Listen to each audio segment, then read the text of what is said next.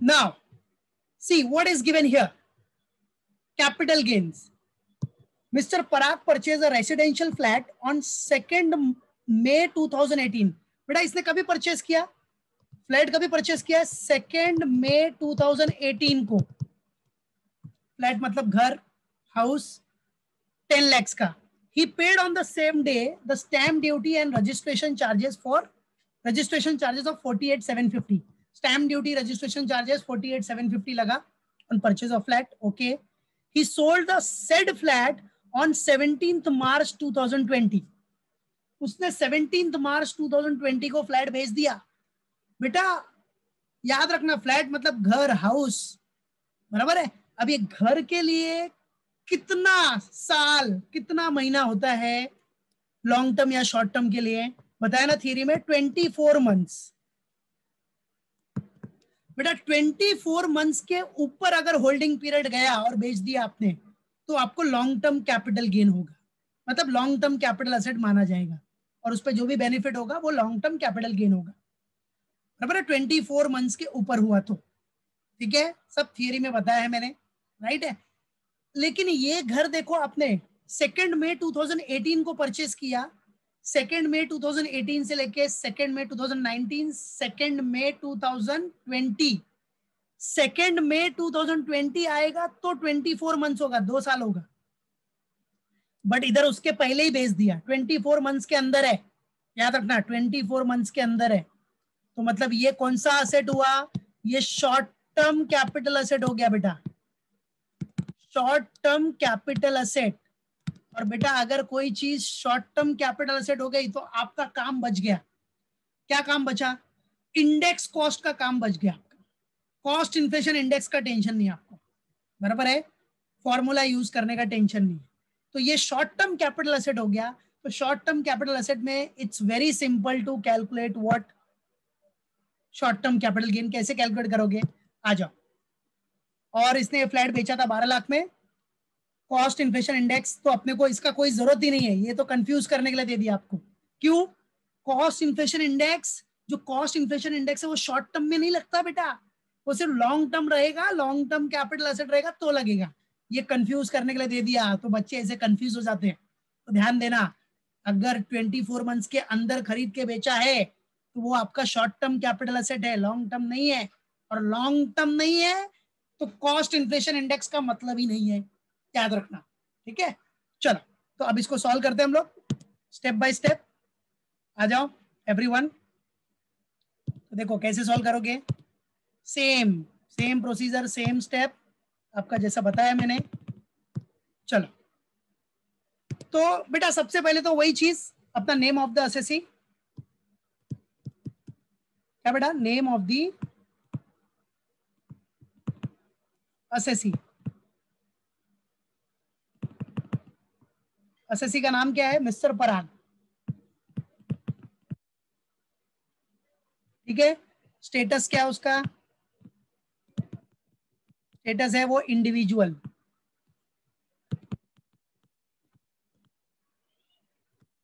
Individual है. Previous year क्या है? प्रीवियस ईयर आपको पता ही है, आपका प्रीवियस ईयर है 2019-20. और असेसमेंट ईयर क्या है?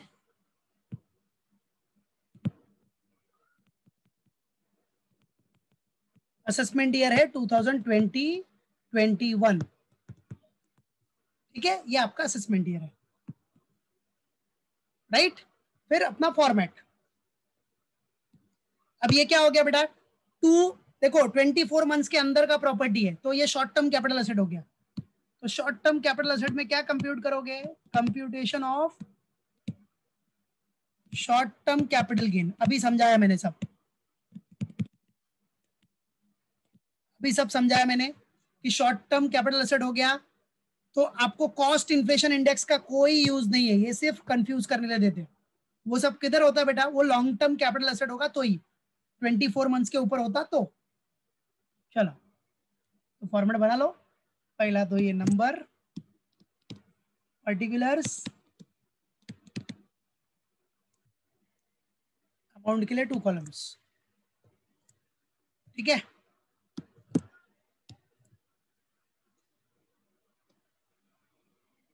Rupees and rupees. ओके,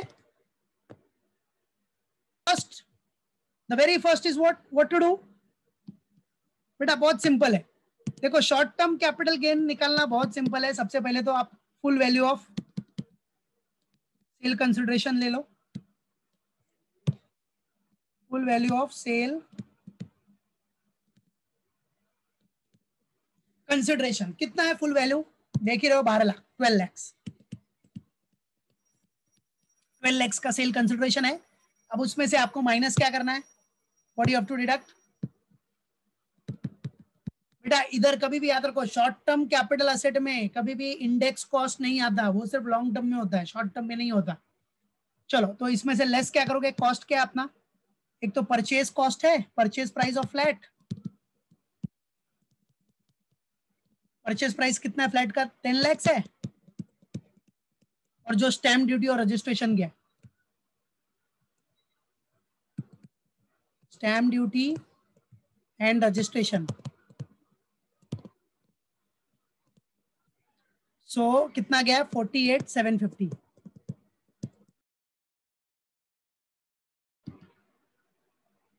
थोड़ा नेटवर्क इश्यू हो गया था.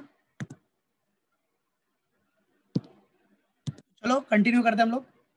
सम नेटवर्क इश्यू वाज देयर, इसकी वजह से राइट ऑफ हो गया द पूरा जो सॉल्यूशन है वो गायब हो गया है. कोई बात नहीं, तो मैं इधर ही कंटिन्यू कर रहा हूँ शॉर्टकट में. ठीक है, तो कहां तक पहुंचे थे हम लोग? डायरेक्टली नंबर पर्टिकुलर्स अमाउंट का 2 कॉलम. पहला क्या लिखा था हमने? Full value of sale consideration.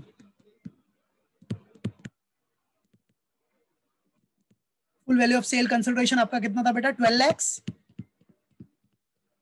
फिर हमने उसमें से माइनस क्या किया? Purchase price of flat.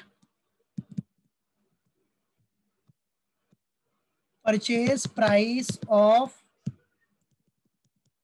Flat कितना था अपना? 10 लाख. और stamp duty and registration, stamp duty and registration कितना है बेटा? 48,750. टोटल मिला के कितना हो गया? 10,48,750. अब नॉर्मल सी बात है बेटा. क्या नॉर्मल बात है भाई? आपने बेचा 12 लाख में और कॉस्ट पूरा आपका 10,48,750 है. इसका मतलब क्या हो गया? बराबर है. इसका मतलब क्या हुआ? यस, इसका मतलब हो गया आपको प्रॉफिट हुआ कितने का? 1,51,250 का. यस, 1,51,250 का प्रॉफिट. अब ये प्रॉफिट क्या बोलते हैं इसको हम लोग? Short term capital gain. Short term capital gains. हो गया सबका ये? Done, clear. Short term capital gain आ गया 1,51,250. अब इस गेन के ऊपर आपको टैक्स भरना है. Got it? क्लियर है? आ गया एवरीवन? चलो समझ गया ना? अभी देख, फिर से जरा नेटवर्क का इशू हो गया था. सो देखो बेटा, आ जाओ. Now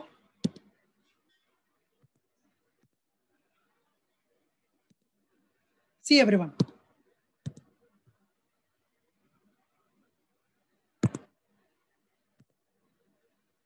am I audible? There is some network issue. See, Mr. Jayesh Karnik acquired a residential property on 1st March 1992. अबे 1992 में 2 लाख का प्रॉपर्टी खरीदा था और बेचा कभी है? 2020, मतलब प्रीवियस ईयर में 1920. तो ये तो लॉन्ग टर्म ही होगा, नॉर्मल सी बात है. 24 मंथ्स के तो बहुत ऊपर है यार, सवाल ही नहीं उठता. तो 2 लाख का परचेज किया था. Additional information pertaining to property was as follows. तो आ जाओ, एडिशनल इंफॉर्मेशन क्या है आपका? फेयर मार्केट वैल्यू है 2,40,000. इंप्रूवमेंट का कॉस्ट कितना है बेटा? इंप्रूवमेंट का कॉस्ट देखो 1940, देखो 1994 95 में 50,000। अब पता है ना मैंने क्या बताया, बेस ईयर के पहले जो इंप्रूवमेंट किया है वो इग्नोर करना है। बेस ईयर अपना क्या है? 2001-2, सब थियरी में बता चुका हूं मैं। 2001-2 आपका बेस ईयर है, तो 2001-2 के पहले का जो इंप्रूवमेंट है, मतलब ये वाला, इसको आपको इग्नोर करना है, वो देखना नहीं है। हाँ, बाकी उसके बाद का इग्नोर मत करना, नहीं तो मार्क्स इग्नोर हो जाएगा। उसके बाद का जो भी इंप्रूवमेंट किया है वो आपका कंसिडर होगा। Okay, he sold residential property on 25 Jan 2020 for 1 crore 80 lakhs। उसने अपना रेसिडेंशियल प्रॉपर्टी बेचा कितने में? 1 करोड़ 80 lakhs में। कभी? प्रीवियस ईयर में। और क्या डेटा है? सीधा नेक्स्ट डेटा आगे। नेक्स्ट क्या बोल रहा है बेटा आपको? सी, he acquired new residential house for 58 lakhs। अब इसके लिए मैंने बताया था इस पे डिडक्शन मिलेगा आपको, एग्जेम्पशन और डिडक्शन, याद है ना? हाँ, एग्जेम्पशंस पढ़ा है मैंने, सेक्शन 54 में नया हाउस प्रॉपर्टी खरीदा तो आपको एग्जेम्पशन मिलता है, याद है कि नहीं? सेक्शन 54, ठीक है। फिर he also invested 15 lakh in rural electrification bonds, और इसके ऊपर भी आपका एग्जेम्पशन है, सेक्शन 54 व्हाट? ईसी, बराबर है। सेक्शन